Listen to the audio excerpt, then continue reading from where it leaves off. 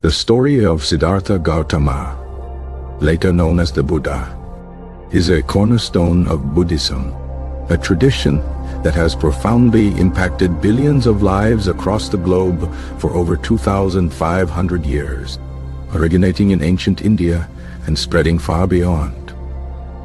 Born into the powerful Shakya clan, a Kshatriya warrior caste, Siddhartha's early life was one of immense privilege and luxury, shielded from the harsh realities of the world to ensure he would become a great ruler. His father, King Suddhodana, and his mother, Queen Maya, were deeply devoted to him, believing that prophecy foretold his extraordinary destiny, either becoming a universal ruler or attaining supreme enlightenment. Queen Maya tragically passed away just 7 days after Siddhartha's birth, and his aunt, Bayapati Gautami, raised him, fostering a protected and luxurious upbringing. Siddhartha was educated in philosophy, warfare, and horsemanship, mastering the arts expected of a prince, yet feeling a growing unease despite the constant celebrations and diversions. King Suddhodana, fearful that his son might renounce his princely life and challenge his reign, went to great lengths to insulate Siddhartha from any exposure to suffering or discomfort. Siddhartha was married at the age of 16 to Yashodhara, a beautiful and intelligent princess, and together they had a son named Rahula, whom Siddhartha adored. However, despite the beauty and abundance surrounding him, Siddhartha began to experience a profound sense of dissatisfaction, realizing that even a life of unparalleled luxury could not provide lasting fulfillment.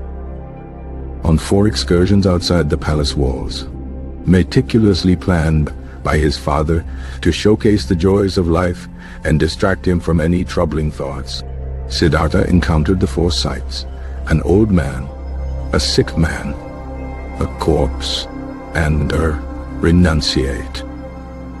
The first sight, an old man, confronted him with the inevitability of aging and decay. The second, a sick man, revealed the universality of suffering. The third, a corpse, forced him to confront the reality of death.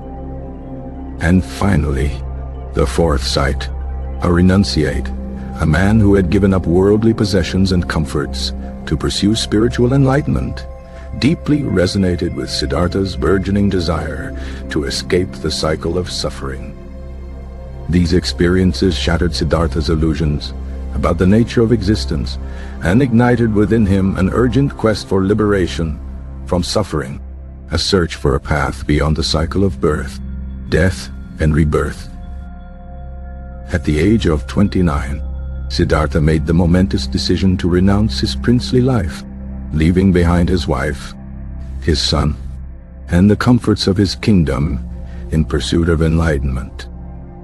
This event, known as the Mahavihaya, Great Renunciation, marked the beginning of his spiritual journey, a quest that would take him through years of hardship, rigorous discipline, and profound meditation.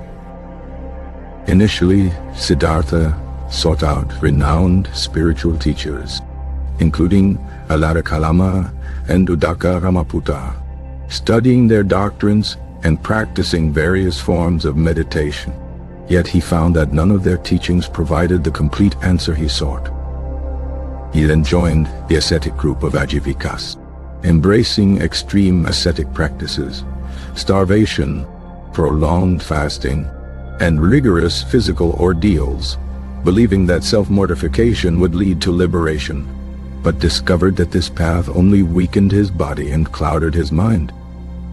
After 6 years of intense asceticism, Siddhartha realized that both indulgence and extreme deprivation were obstacles to enlightenment, and that the middle path, a balance between these extremes, was the key. He abandoned the ascetic lifestyle and sat beneath a Bodhi tree in Bodh Gaya, resolving not to rise until he had attained enlightenment. Mara, the demon of desire and illusion, attempted to dissuade him, using seductive visions, fear-inducing threats, and challenging his past actions, but Siddhartha remained steadfast in his resolve. Through days and nights of intense meditation and introspection, Siddhartha confronted his deepest fears and desires, ultimately achieving a profound realization, the awakening, at the age of 35. This awakening involved the understanding of the Four Noble Truths, the reality of suffering, the cause of suffering, desire and attachment, the cessation of suffering, and the path to the cessation of suffering. He also gained insights into the Eightfold Path, right understanding, right thought, right speech, right action, right livelihood, right effort, right mindfulness, and right concentration, the practical guide for ethical and spiritual development. Upon attaining enlightenment, Siddhartha was no longer Siddhartha, but the Buddha, the awakened one. He then began to teach his newfound wisdom to others, sharing the Four Noble Truths and the Eightfold Path as a means for them to also attain liberation from suffering. His first disciples, including 5 ascetics who had previously been his companions in asceticism, became his initial followers, embracing his teachings and supporting his efforts to spread the Dharma, the truth. The Buddha's teachings emphasized compassion, non-violence, and ethical conduct, advocating for a path of self-cultivation and mindfulness as a means to overcome suffering and achieve inner peace. He traveled extensively throughout northern India, teaching to people from all walks of life, kings, nobles, merchants, farmers and slaves, and inspiring countless individuals to embrace the path of the Dharma. The Buddha established the Sangha, the monastic order, providing a supportive community for those who wish to dedicate their lives to the study and practice of the Dharma. Women were also accepted into the Sangha, led by the compassionate Therigatha nuns, challenging the prevailing social norms and demonstrating the Buddha's belief in the equality of all beings. The Buddha consistently emphasized the importance of personal responsibility, asserting that liberation is achieved through one's own efforts, not through external rituals or reliance on deities. He also cautioned against clinging to rigid beliefs and doctrines, urging his followers to critically examine the teachings and to experience the truth for themselves. After 40 years of teaching, the Buddha passed away peacefully in Kusinara, surrounded by his disciples, marking the end of his physical presence, but not the end of his legacy.